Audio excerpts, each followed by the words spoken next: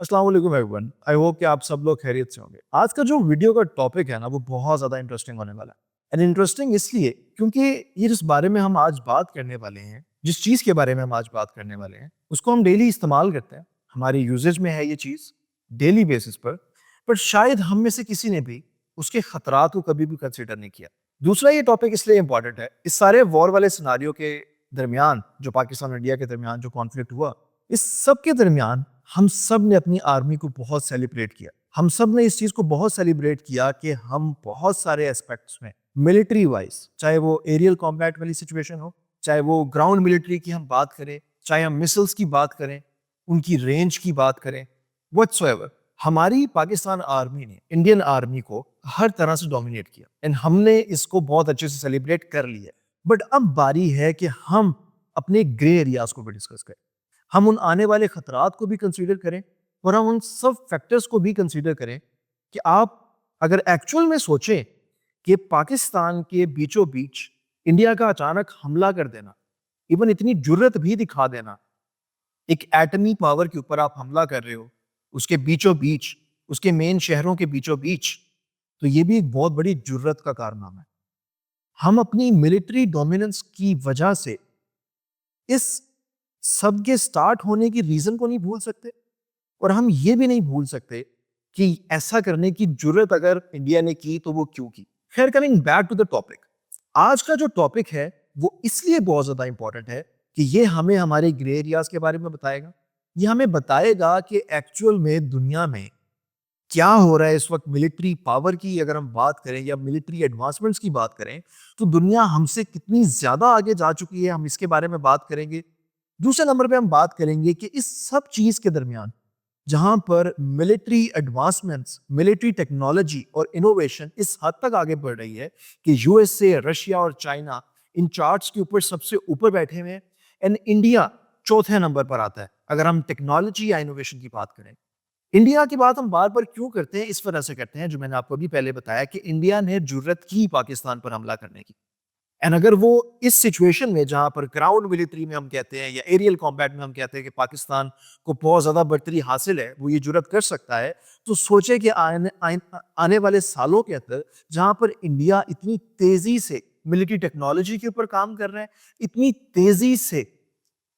Innovation लेकर आ रहा है अपनी मिलिट्री के अंदर, तो आगे आने वाले टाइम पर ऐसा पाकिस्तान जिसने हमने इस वॉर में देखा कि जो कि बहुत ज्यादा रिलाय कर रहा था चाइनीज डेवलपमेंट के ऊपर, चाइनीज टेक्नोलॉजी के ऊपर, चाइनीज मिलिट्री के ऊपर, तो हमारा हशर आगे आने वाले टाइम पर क्या होगा, ये बहुत ज्यादा डिपेंड करता है इस बात पर, इस आज की वीडियो के ऊपर और इस इंफॉर्मेशन के ऊपर जो मैं आपको बताने वाला हूं कि हमारे ग्रे एरियाज को हमें डिस्कवर करना पड़ेगा। हमें देखना पड़ेगा कि हमारे ग्रे एरियाज क्या हैं और उसी के ऊपर हम आज बात करने वाले हैं। एंड अगेन, एक ऐसी चीज के ऊपर जिसको हम डेली बेसिस पर यूज करते हैं बट हमें उसके खतरात का नहीं पता। इमेजिन करें कि आप एक शाम अपने ऑफिस से वापस घर की तरफ जा रहे हैं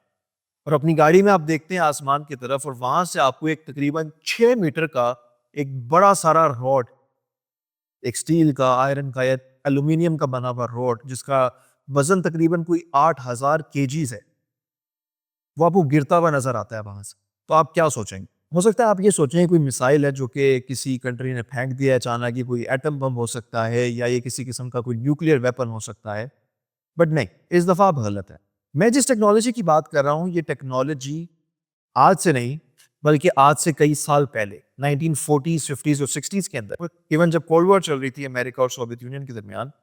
इस टेक्नोलॉजी के बारे में जिक्र उस टाइम पर भी किया जा रहा था एंड इसके ऊपर एक्चुअल पे काम होना भी शुरू हो गया हुआ था। But due to a lot of expense और उस टाइम की टेक्नोलॉजी को देखते हुए, ये काइंड ऑफ एक इम्पॉसिबल सिचुएशन थी कि आसमान से आप किसी सैटेलाइट के थ्रू कोई रॉड जमीन की तरफ फेंक सके जो तकरीबन 3 किलोमीटर पर सेकेंड की स्पीड पर आकर अर्थ को हिट करे और उसके हिट होने से कोई ब्लास्ट नहीं होगा,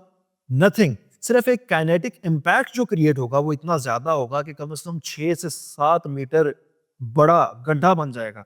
और उसके 6 to 7 मीटर्स का जो मैं गड्ढे की बात कर रहा हूं, उसका जो इम्पैक्ट होगा उसकी वजह से समझ लें कि आधा शहर भी तबाह हो सकता है। तो इस लेवल की टेक्नोलॉजी आज नहीं बल्कि आज से काफी अरसा पहले से इसके ऊपर बातचीत भी शुरू थी, इसके ऊपर डेवलपमेंट भी शुरू की गई, but due to a lot of expense और उस टाइम की स्पेस टेक्नोलॉजी को देखते हुए ये पॉसिबल नहीं हो पाया। बट व्हाट इफ मैं आपको ये बात बताऊं कि आज, बल्कि रिसेंटली कुछ टाइम पहले, डोनाल्ड ट्रंप ने अमेरिका के गोल्डन डोम का जिक्र किया और उसको अनाउंस किया। अब गोल्डन डोम टेक्नोलॉजी जो है वो आपने जब सुनी होगी तो हो सकता है आपके जहन में इसराइली आयरन डोम टेक्नोलॉजी का रेफरेंस आपके जहन में आया होगा, but it's a lot different from that, because जिस गोल्डन डोम की डोनाल्ड ट्रंप ने बात की, वो गोल्डन डोम जो था वो एक्चुअल में अमेरिका को प्रोटेक्ट करेगा बाहर से आने वाले मिसाइल सिस्टम से या बाहर से आने वाले खतरात से through satellites. And it's real, ये कोई फिक्शन नहीं रही है। तो हम आज के दौर में जिस जिस दौर में हम लोग आज जिंदा हैं, यहाँ पर जो बड़ी पावर्स हैं, जो सुपर पावर्स हैं, जिस तरह अमेरिका हो गया, रशिया हो गया, रशिया तो फिर भी पीछे है, बट चाइना एंड अमेरिका की जो वॉर चल रही है, एक्चुअल में ये वॉर अगेन जिस तरह अमेरिका और सोवियत यूनियन की चल रही थी back in 1950s and 60s, उसी तरीके से आज भी ये दो नेशंस यानी चाइना और अमेरिका एक दूसरे को हराने में लगे हुए हैं in space exploration. In space आए दिन स्पेस के अंदर जो इनोवेशन और टेक्नोलॉजी का मुजाहरा किया जा रहा है और जिस तरह की टेक्नोलॉजी इसके ऊपर टेस्टिंग हो रही है और जिस तरह की टेक्नोलॉजी को इंट्रोड्यूस करवाया जा रहा है, वो नेक्स्ट लेवल। एंड हम आज किसी फिक्शन वाली मूवी में नहीं है, बल्कि हम आज एक ऐसी रियलिटी के अंदर है जहां पर कुछ भी पॉसिबल है। अगर मैं बात करूं एक इस तरह के सिस्टम की जिसे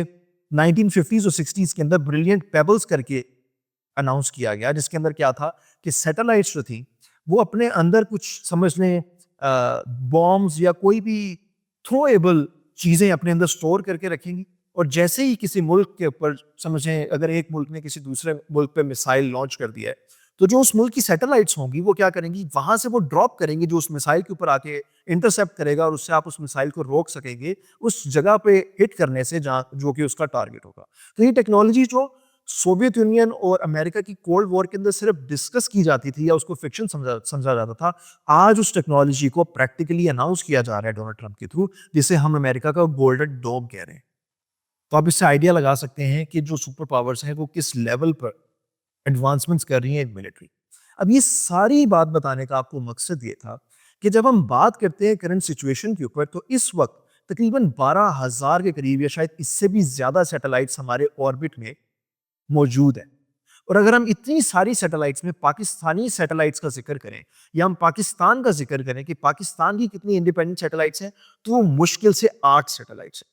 और इसके बरक्स अगर हम इंडिया की बात करें तो वो हमसे समझें 5 गुना ज्यादा क्वांटिटी में है जो उनकी सैटेलाइट्स इस वक्त ऑर्बिट में है। इंडिया के पास पाकिस्तान पर इतना ज्यादा बड़ा एज है इस वक्त स्पेस एक्सप्लोरेशन के अंदर, खास तौर पर कि हम इमेजिन भी नहीं कर सकते। हम टोटली रिलाई कर रहे हैं हमारे एलाइज पर, हम टोटली रिलाई कर रहे हैं चाइना पर और उन ममालिक पर जिनको हम अपना आज के दिन दोस्त समझते हैं, और उनकी टेक्नोलॉजी पे हम रिलाई कर रहे हैं कि अगर कभी भी कोई फ्यूचर कॉन्फ्लिक्ट होता है, स्पेस वॉर जैसा कॉन्फ्लिक्ट होता है इंडिया वर्सेस पाकिस्तान का, तो हमारे पास हमारी इंडिपेंडेंट टेक्नोलॉजी एग्जिस्ट ही नहीं करती। एंड इसका सबूत ये बात भी है कि हमारा ध्यान शायद अभी इसके ऊपर पड़ा भी नहीं। अभी मैं रिसेंटली देख रहा था कि रिसेंटली ही इंडिया ने अपने जो इसरो है उनका जो डिपार्टमेंट जो स्पेस एक्सप्लोरेशन का है, उसको अराउंड 1.5 या 1.2 बिलियन डॉलर्स का बजट प्रोवाइड किया है। और इसी के बरक्स अगर हम पाकिस्तानी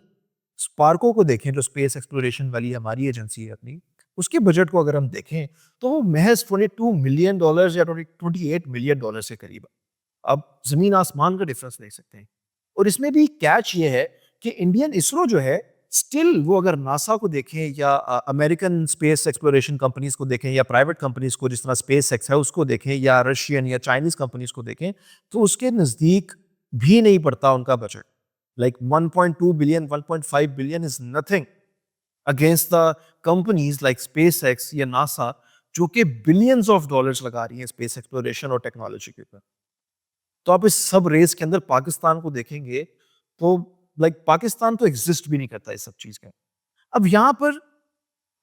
ग्रे एरिया जिसको मैं डिस्कस करना चाह रहा था, वो मैं थोड़ा सा आपको एक्सप्लेन करता हूं कि वो किस किस एरिया में हमें फेस करना पड़ेगा। देखिए, आज के दौर में हम सैटेलाइट्स का जो जीपीएस है वो डेली बेसिस पर यूज करते हैं। अब ये जो जीपीएस वाला सिस्टम हम यूज करते हैं ना, वो मेनली 30 सैटेलाइट्स ऑपरेट करती हैं। जिस तरह हम अगर फॉर एग्जांपल हम गूगल मैप्स यूज करते हैं, तो गूगल मैप्स है वो अमेरिकन कंपनी है, वो अमेरिकन सैटेलाइट्स को यूज करती है। और वो अमेरिकन सैटेलाइट्स अराउंड 30 के करीब सैटेलाइट्स हैं जो हमारी ऑर्बिट में हैं। और उन्हीं 30 सैटेलाइट्स के थ्रू वो हम किस जगह पर हैं और इवन हमारी एलिवेशन उस टाइम पे क्या है और क्या टाइम चल रहा है, वो सब कुछ through 2 to 3 satellites at a time से हमें पता चलता है। और ये सारी अमेरिकन टेक्नोलॉजी को हम यूज कर रहे हैं। इसी तरीके से जो रशिया है या चाइना है, उन्होंने किसी भी कॉन्फ्लिक्ट से बचने के लिए अपनी खुद की इंडिपेंडेंट जीपीएस सैटेलाइट्स भी ऑर्बिट में भेजी हुई हैं कि इन केस अगर वो किसी भी वजह की किसी भी वॉर लाइक सिचुएशन के अंदर अमेरिकन सैटेलाइट्स को यूज ना कर सकें, तो जीपीएस के लिए उनकी अपनी सैटेलाइट्स ऑर्बिट में मौजूद है। लेकिन पाकिस्तान की कोई भी ऐसी सैटेलाइट्स जो कि जियो पोजिशनिंग के लिए हम यूज कर सकें in future in any conflict like war like situation, कोई एक भी आपको नहीं मिलेगी जो हमारी इंडिपेंडेंट सैटेलाइट।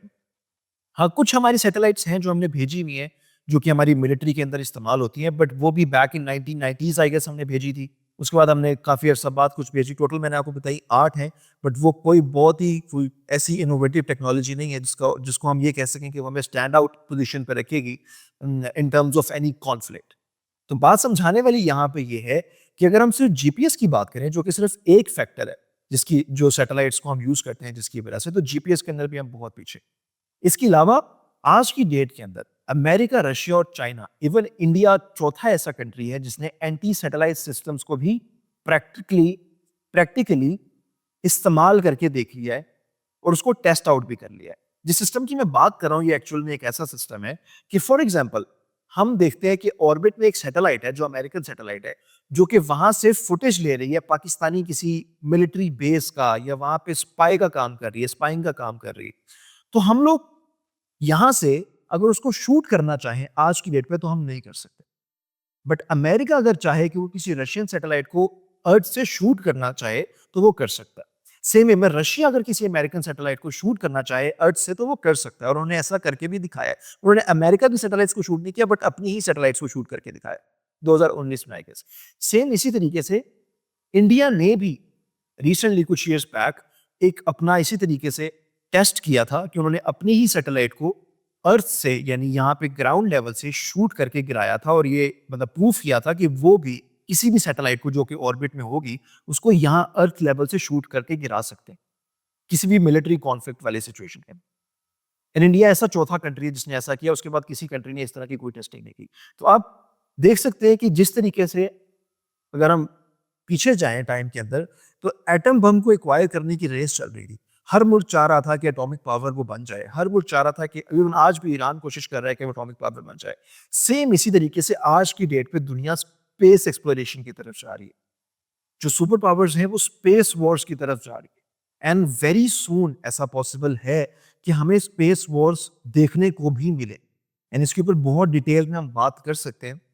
बट आज की इस वीडियो को हम शॉर्ट रखेंगे। This is just a simple informative video जिसके अंदर मैं सिर्फ ये बताना चाह रहा था कि पाकिस्तान अभी स्पेस एक्सप्लोरेशन के अंदर बहुत पीछे,